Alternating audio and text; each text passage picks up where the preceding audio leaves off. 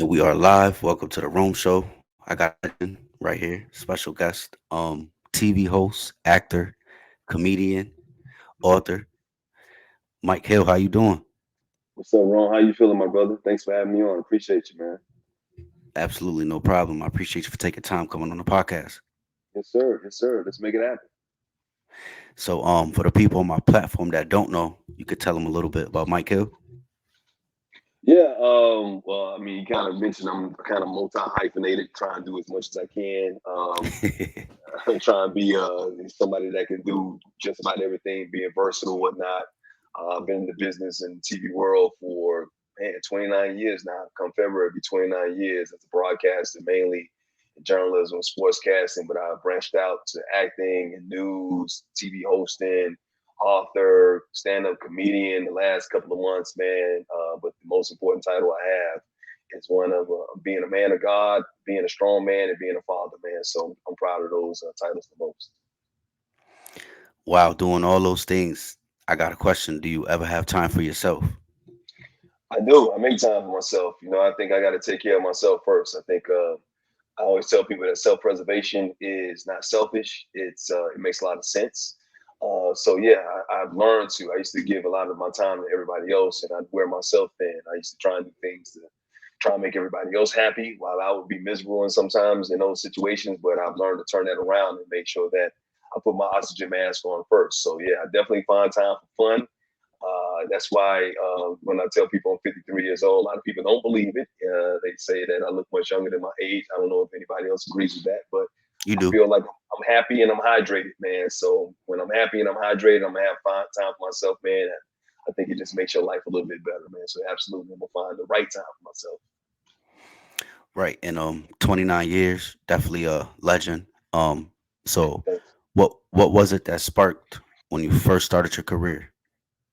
Just energy, man. Just one, I just knew there was something bigger and better out there for me. The situation I grew up in. I grew up in Bessemer, Alabama, which, nothing bad about Bessemer, but it was just a situation where there wasn't a lot of great success stories that actually came out of Bessemer, other than athletic people like Bo Jackson, Jameis Winston's come out of there, D'Amico Ryan's coach, Kerry Rose, a lot of athletes or whatever. But I wanted to be somebody that was different. I had a drive, I had an energy, I had a passion about myself. I knew I wanted something bigger and better for myself.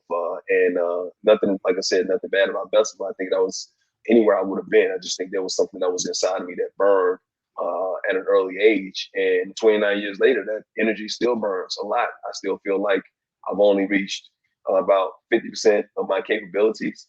And that's why when people say you're successful, I say I've had success. I don't feel like I'm successful yet, because I think you're being successful means that you've attained your full capability, and I have not attained my full capability. So I still got about 50% more to go. So that's why I look at the next 20, 25 years of my life and my career as the best of my life.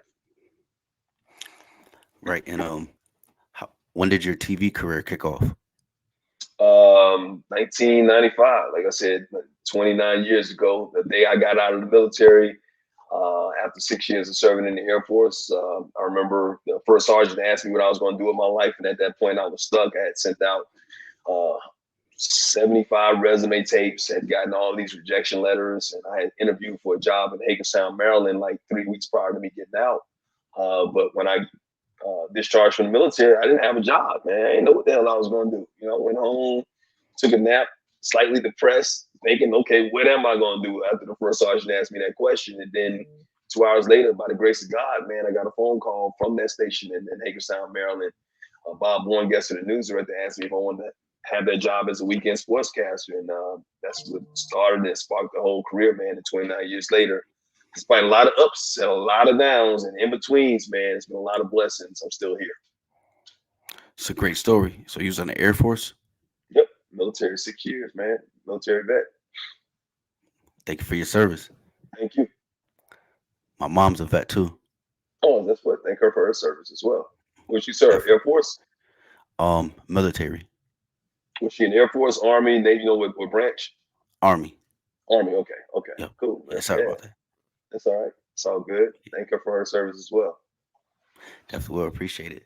So what's like your daily routine as far as like meetings, phone calls, Yeah. It just work? depends. It depends on what I have going on that day. Like today is a media day for me. I had other interviews on the podcast, other interviews I had to do as well. And I had to do my own podcast. So it just varies, like since I'm like an independent contractor, I take jobs, even though I've been working at Fox Sports consistently for the last 10 years and still contractually when I need it. When I need to go over there to the studio to do something, I'll go over there, maybe work 2, 3 times a week over there, especially during college football and college basketball season. But otherwise, man, it depends on what the day has. So I can take meetings, I could be writing jokes, I could be going to the gym, anything I can do to enhance and improve myself, I try and do on a daily basis. But once again, getting back to taking care of myself, I make sure I find time, energy, and enough rest so that I can be at my best whenever I'm supposed to be doing something that requires work. Damn, and you got a podcast. I'm 31, and I don't got that many shows. I got to catch up, man. No, you'll get there. I mean, believe that. I mean, like you work at your pace. You know what I mean? I would much rather have less shows and more money than doing all these shows or all these different tasks, man. But I'm gonna get there one day. So it's gonna be more about relaxation and no hesitation than and just and preservation. Than more so than being booked and busy.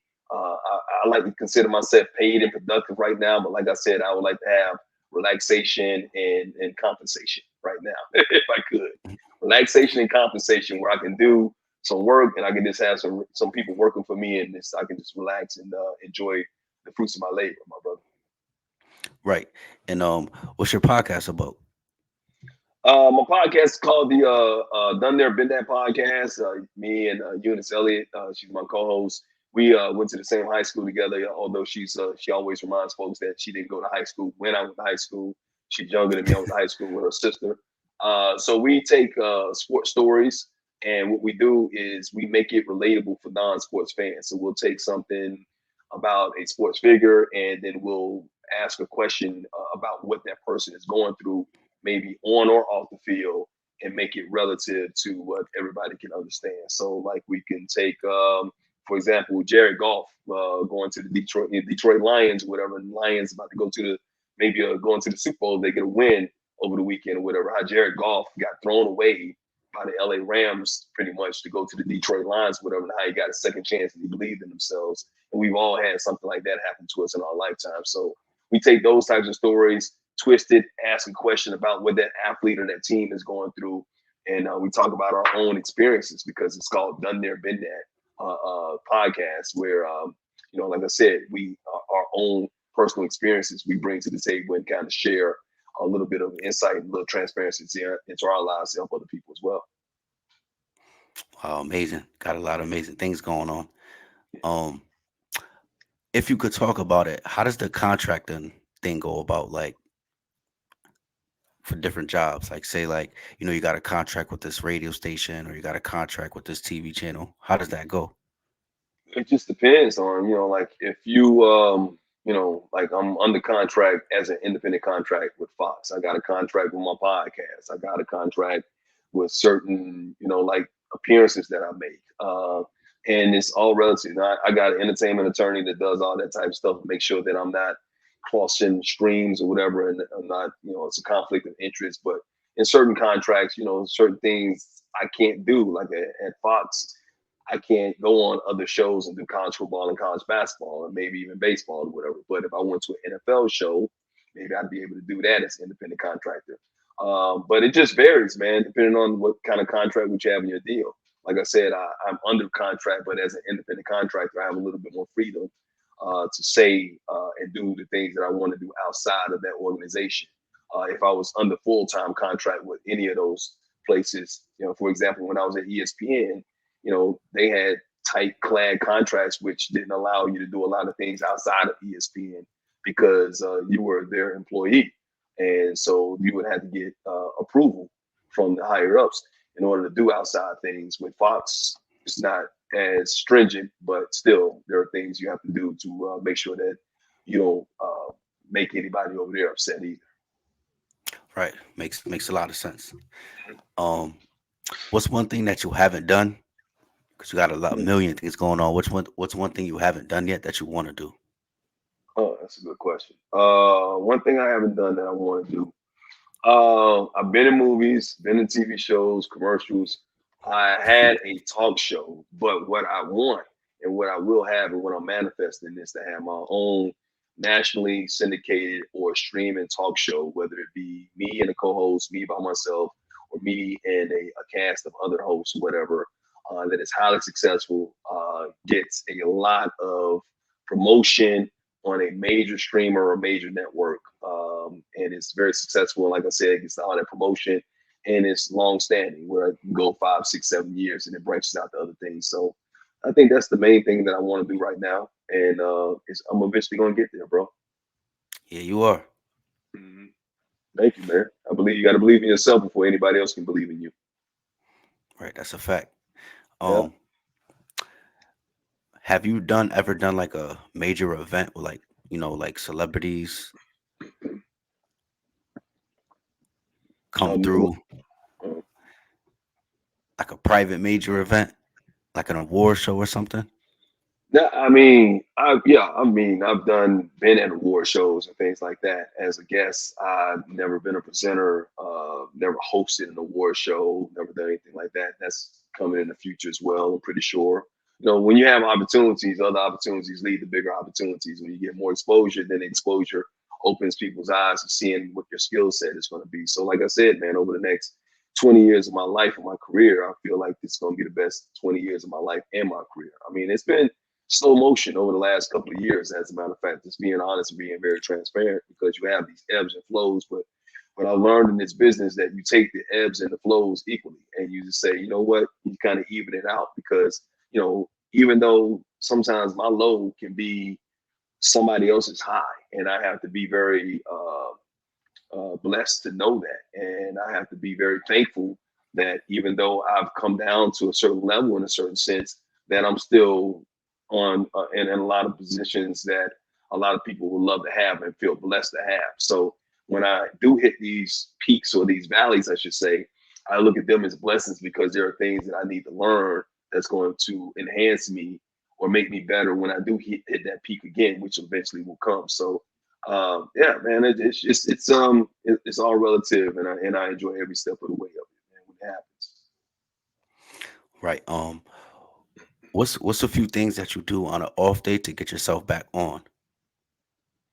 My off day, man, I just relax. I don't have that many off days, but I try to relax and try and I don't think there's been a day in the last couple of weeks, maybe months, man, where I've actually had a day where I'm just not have nothing to do, nothing, no projects coming up, anything like that, where it's like I'm thinking about something. Whether it's now that I've added stand-up comedy to my whole situation, there might be shows that are coming up, and so I'm always working on that craft and working on that material, and it's like starting all over again. It's like when I first started in broadcasting, just putting out those first resume tapes. And like I said, I sent out 75 and got 72, 73 rejection letters because I wasn't good. And I feel like I'm kind of the same way in stand up, even though, people, applaud me and saying, hey, you're much better than a lot of people that are just starting off or whatever. That's not good enough for me because I want to be great at anything I do.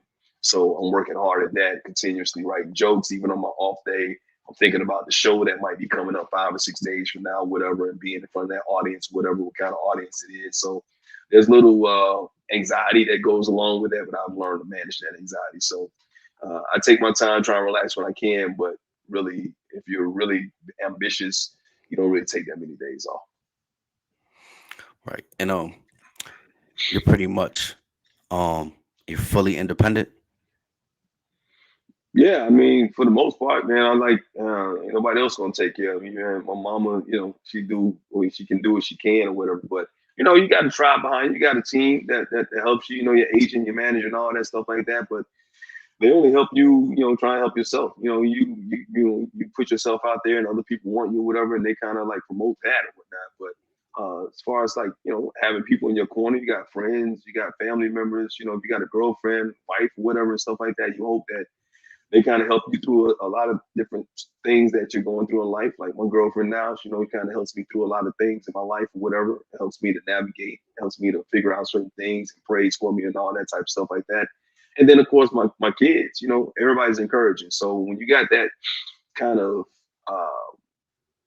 backing, you got that kind of family, and you got that kind of tribe that looks out for you, man. You feel that energy, and so you know you appreciate it, and you don't take it for granted. All right, definitely. I don't want to take too much of your time before we wrap it up. What can your fans and the people expect to see from your brand coming?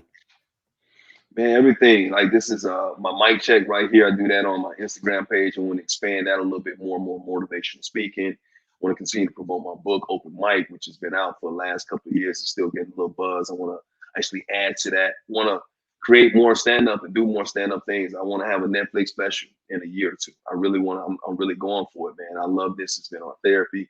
I want to do more acting. I'm going to get that talk show I talked about. So I'm going to do it all, produce it behind the scenes. A lot of times my greatest success, I believe, is going to come. A lot of my biggest success stories will become when you don't even see my face. You'll just see my name or my company, Thrill of Entertainment, producing a lot of things. So I want to continue to be a multi hyphenate, doing everything in that category where I'm putting out really good content that is entertaining, that is knowledgeable, that is enlightening and intelligent. So, and I plan on doing it. I will do it. Super fire. And your book. Where can I, if I want to buy it, where can I get it? You can get it on Amazon.com, BarnesandNobles.com, you can get Walmart.com, a lot of places where books are sold. It's called Open Mic, Mike, like my first name or whatever. And it's just it's my memoir talking about a lot of the things that I went through in my past and mental health issues and all that type of stuff like that to try and make, not necessarily making me a better person. I've learned to be a better person, but hopefully somebody could read it and it could make them realize that if they're going through some issues, similar issues that I went through in my life, and you're going through it right now, that you can get the help that you need to make your life better for not only yourself but the people around you. Amazing. That's super fire. I'm gonna grab one. I'm gonna read it. I gotta Thank, support. thank you, brother. Appreciate that, man. Definitely. Once again, appreciate you for coming on the podcast. Mike Hill, big legend. Have a blessed day. Appreciate it. My man. Good luck with everything, Ron. Appreciate you having me on, brother. Thank you. Blessings. Okay, man.